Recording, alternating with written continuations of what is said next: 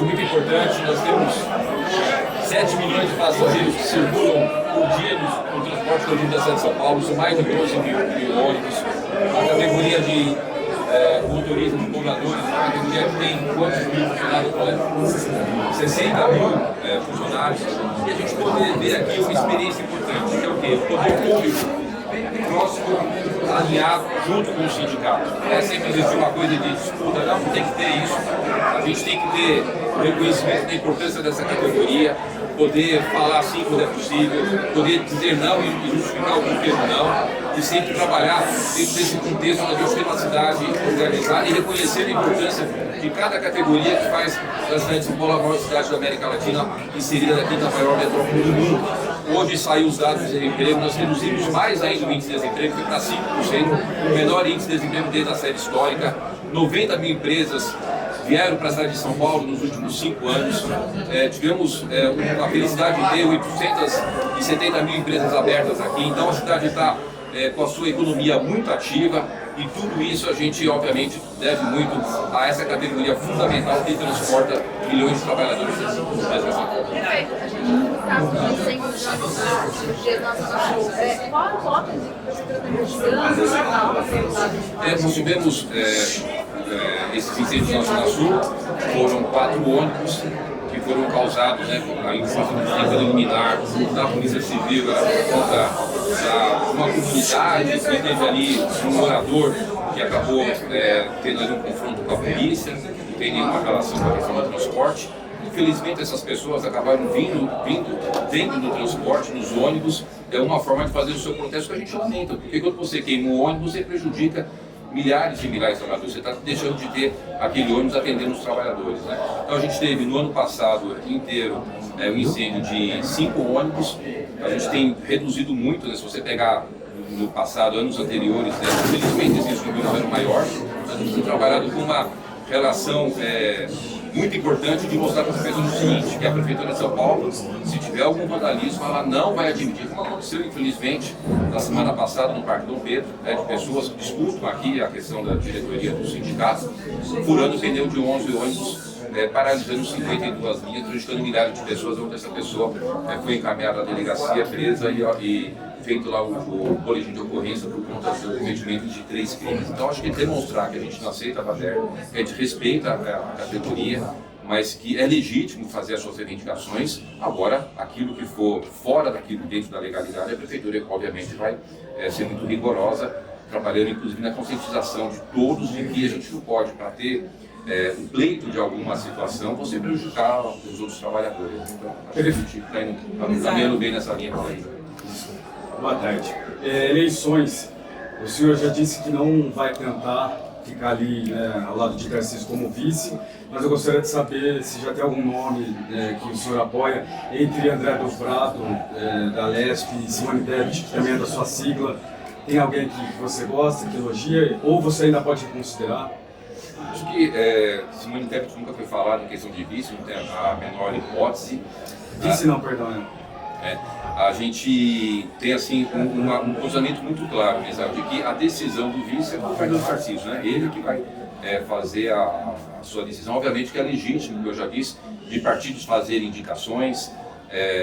Tem o PL que está fazendo a sugestão do André do Prado, tem evidentemente um processo que seria o natural neste momento, que seria a recondução a vice do Felício Ramute, mas ao final, obviamente, vai depender da decisão do Tarcísio de quem ele deseja que seja o vice dele.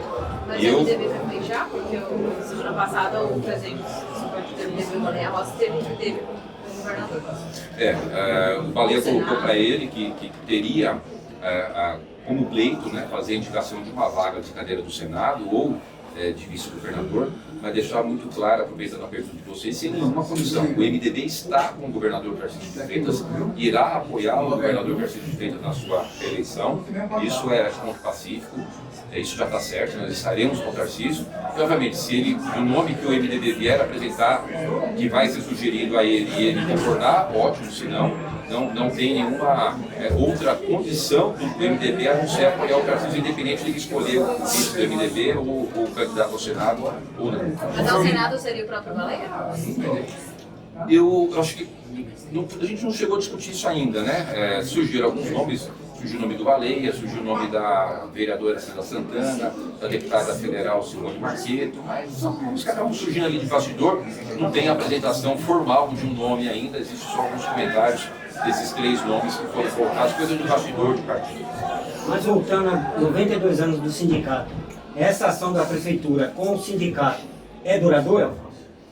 Com certeza, é duradoura. Da nossa parte, eu fiz questão aqui da minha fala, de dizer um pouco da minha história pessoal e familiar, né? Do meu pai, falecido, o Sr. Luiz Português, tecido da Aviação Nacional de Socorro, que hoje já nem existe mais. Do meu sogro, né? O pai da Regina, da minha esposa, o Sr. Sérgio Carnovale, que foi cobrador da Aviação Bola Branca, né? Do meu tio Juvenil, que infelizmente já falecido também, trabalhou na Aviação Bola Branca.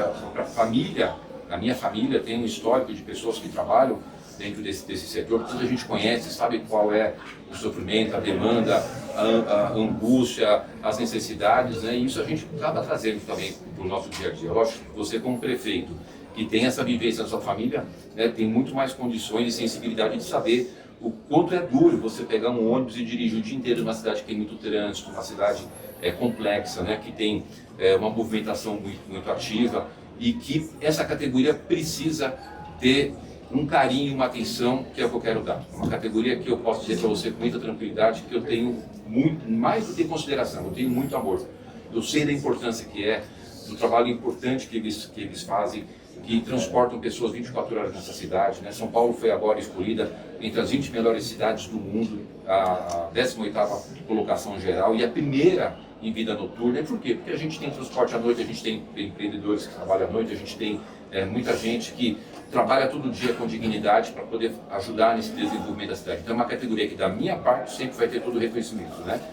O que a gente espera é que agora vai ter as eleições do sindicato, que essa categoria possa fazer escolha de um presidente que tenha esse espírito colaborativo de defender os interesses do sindicato, né, e que não use o sindicato, como infelizmente aconteceu no passado, né, para poder ter benefício próprio, ou que tiveram comportamentos não republicanos e comportamentos de encontros com polícia. Eu acho que a gente precisa ter pessoas sérias, porque eu quero dialogar com pessoas sérias, que vai conversar comigo para falar de interesse da categoria. E é isso que eu quero, e é isso que eu desejo para essa categoria. As negociações do sindicato foram feitas pelo primeiro ano do presidente Moleque, que vai estar pleiteando também esse mandato futuro.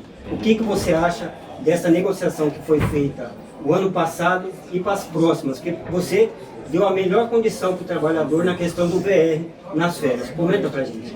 Olha, quando a gente tem uma relação madura, né, quando você tem uma relação respeitosa, evidentemente o moleque como presidente do sindicato ele tem que ter a sua altivez defendendo o interesse da categoria.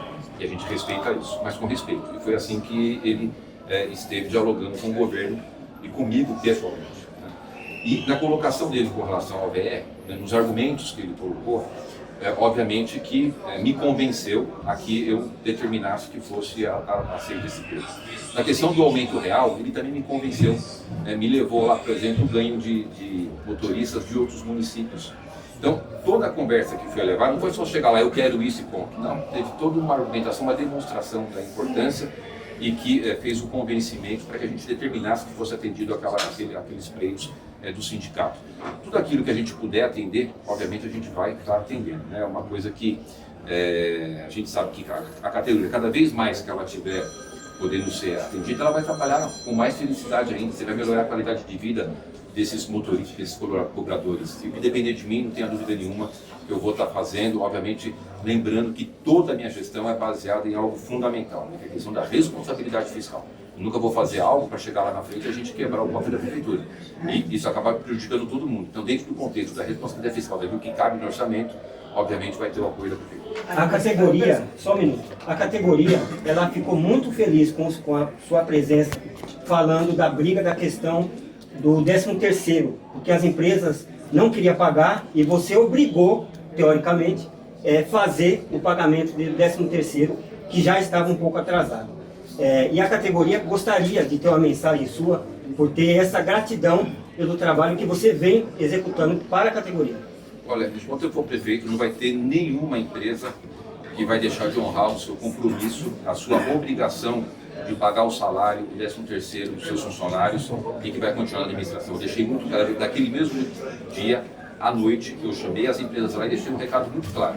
Se até o dia 12 não fosse pago integralmente o 13º de todos os trabalhadores, eu ia abrir um processo de caducidade e a empresa estaria fora. Todos tiveram juízo e fizeram aquilo que é a sua obrigação.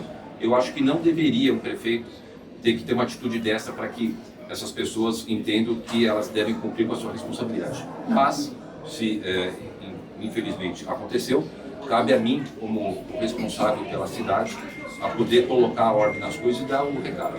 Eu posso te garantir, eu te dou a minha palavra como homem. Se qualquer empresa deixasse de pagar o 13º naquele dia, hoje já não estava mais no sistema. Eu ia cancelar o contrato. Então o recado está dado, né? Eles são um setor importante, os concessionários, muito importante para a cidade, mas em hipótese alguma, eu não vou admitir que isso aconteça nunca mais, em hipótese alguma eles possam pensar em não pagar o salário. O cara trabalha o mês inteiro para levar o seu sustento para casa, receber o seu 13º ali para fazer a sua cesta de Natal e ser colocado em risco o seu recebimento, aquilo que é seu direito, jamais eu vou aceitar isso, em hipótese alguma.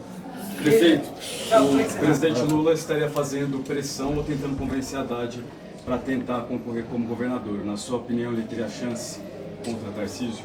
De jeito nenhum, vai tomar um pau danado.